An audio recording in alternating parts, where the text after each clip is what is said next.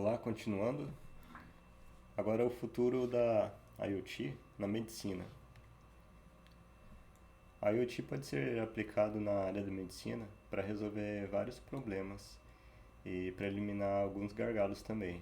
Por exemplo, na parte de cirurgia é possível ter um maior controle, sendo quando você tiver equipamentos todos automatizados, com sensores. Isso vai facilitar até mesmo procedimentos de cirurgia à distância. O monitoramento contínuo, por exemplo, dos pacientes. Vamos supor que o paciente esteja em casa, mas está com uma situação crítica lá. Vamos supor, por exemplo, quem utiliza a marca-passo. É mais fácil ter esse controle porque, por meio dos equipamentos dele, ele já pode estar com tudo isso, os equipamentos de monitoramento conectados na internet, e isso manda mensagens direto para o médico dele, caso ocorra algum problema, alguma anomalia. Nas internações também, quando os pacientes estiverem lá nos leitos, com equipamentos de controles, fica mais fácil de tomar decisão. Por exemplo, se um equipamento lá que está monitorando os batimentos do cardíaco de um paciente, de repente tem uma alteração, a pessoa que é responsável pelos cuidados dele, ela pode estar utilizando um relógio, um smartwatch, ou até mesmo receber pelo celular as informações, as notificações, caso ela esteja fazendo alguma outra atividade, mas tem que prestar atenção ali, que seja a pessoa que esteja no plantão, ela pode ficar responsável por receber essas notificações.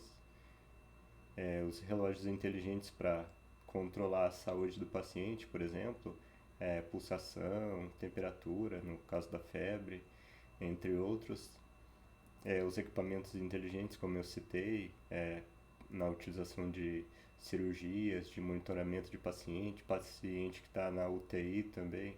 Imagina, o paciente está na situação grave, tem que ter um monitoramento constante.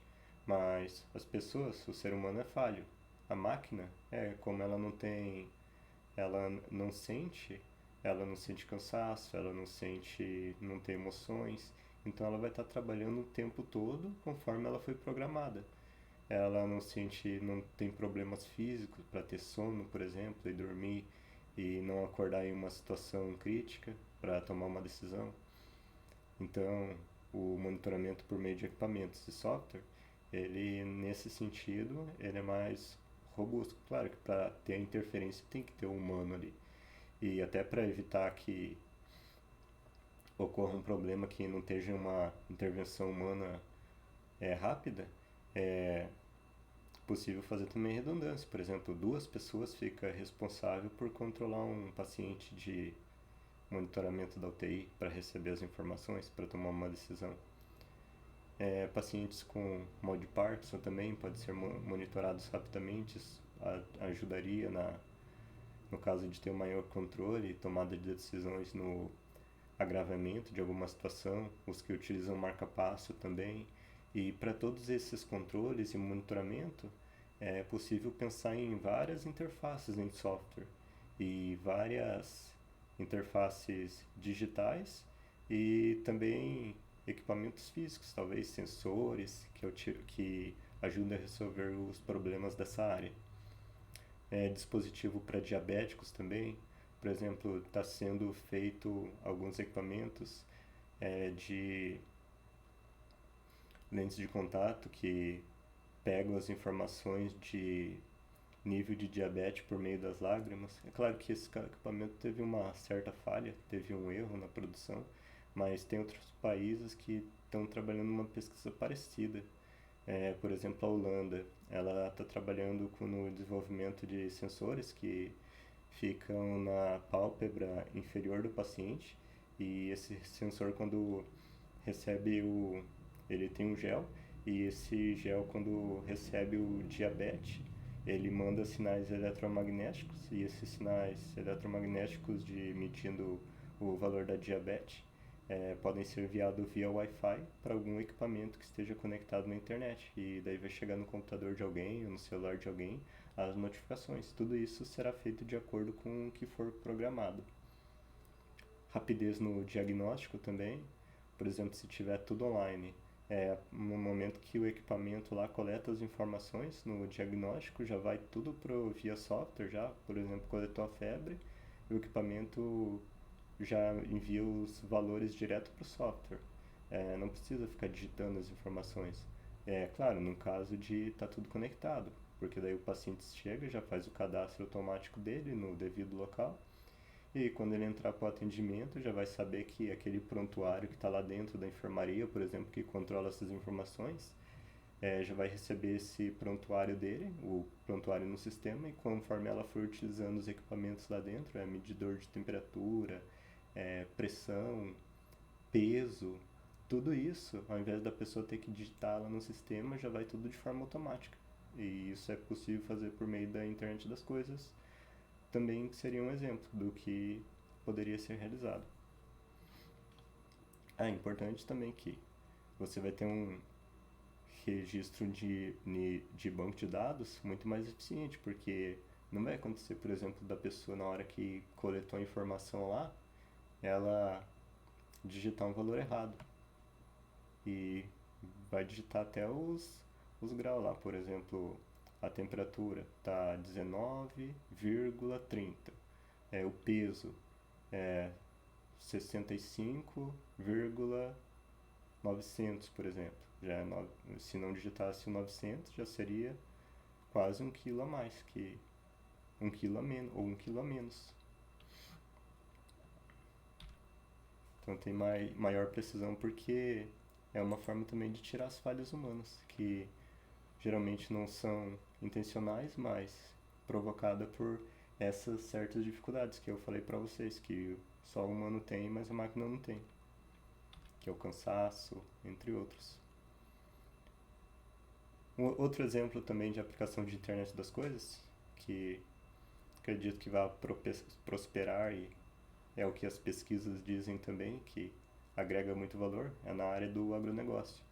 Por exemplo, na agricultura de precisão, nas fazendas inteligentes, as smart farming, que é o termo que mais aparece aí nos artigos, nos livros, nas revistas, e agricultura de precisão, Precision Agriculture.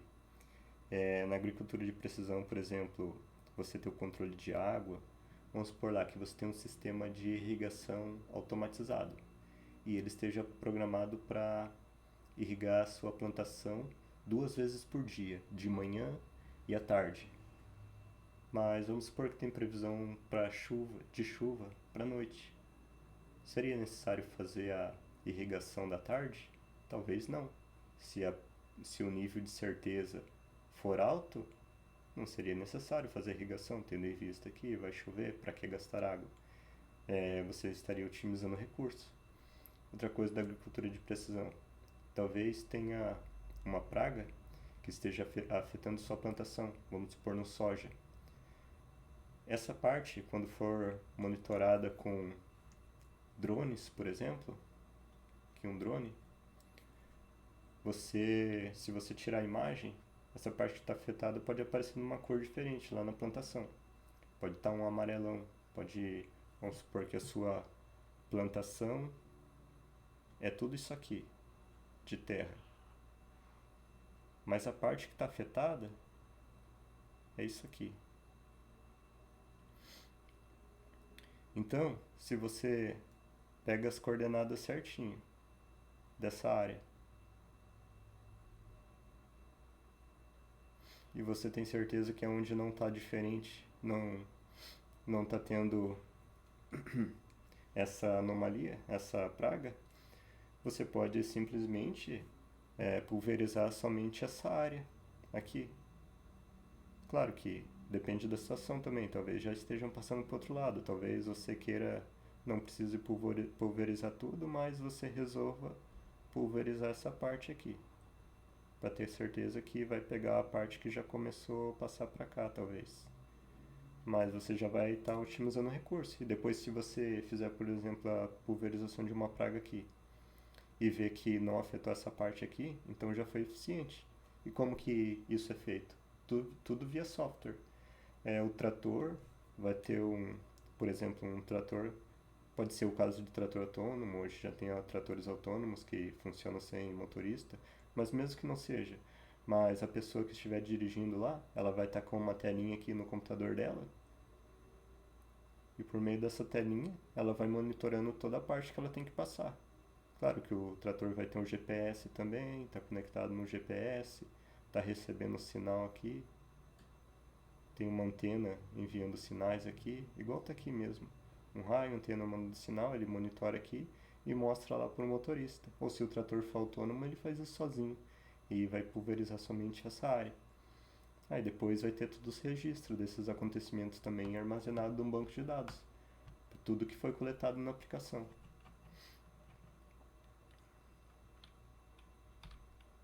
Aqui outros exemplos, na avicultura, por exemplo, você pode colocar aqui dentro sensores que monitoram a temperatura.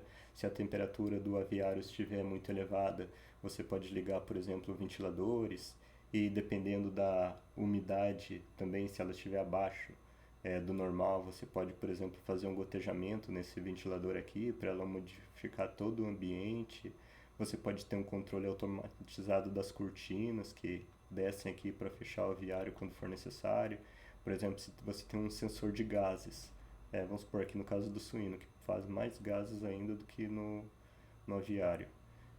Vamos supor que aqui tem muito gás, muito excesso, isso pode afetar a saúde dos animais. Ou no aviário também tem muito gás, e você está monitorando isso. Você pode abrir as cortinas para tirar o excesso, ou pode ligar exaustores que esteja aqui no teto para fazer circular o ar.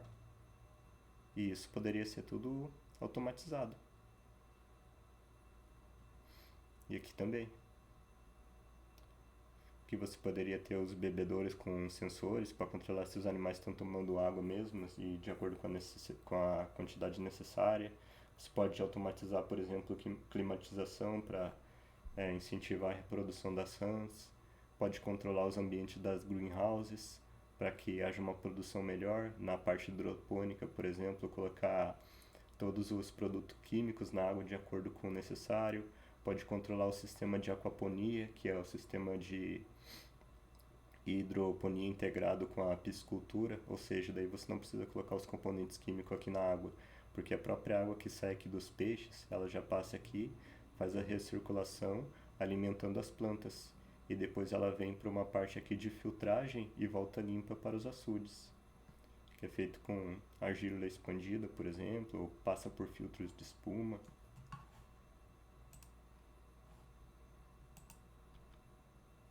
Aqui um exemplo de automatização da agricultura, pode automatizar a alimentação, recirculação da água, aeração para colocar oxigênio e tudo isso, o nível da água e tudo isso vai ficar controlado lá no seu sistema.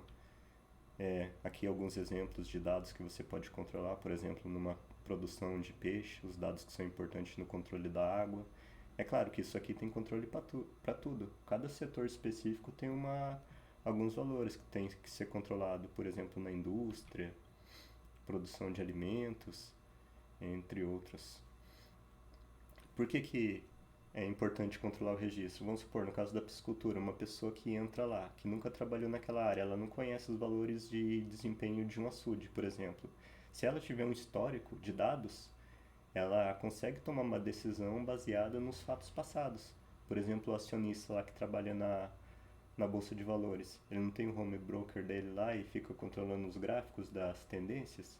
Veja que de acordo com a tendência que é baseada no histórico passado, ele consegue ter uma certa previsão do futuro. Eu digo uma certa porque, claro, não é possível ter total previsão do futuro, porque pode acontecer várias coisas que mudam esse contexto, mas ele pode ter uma base.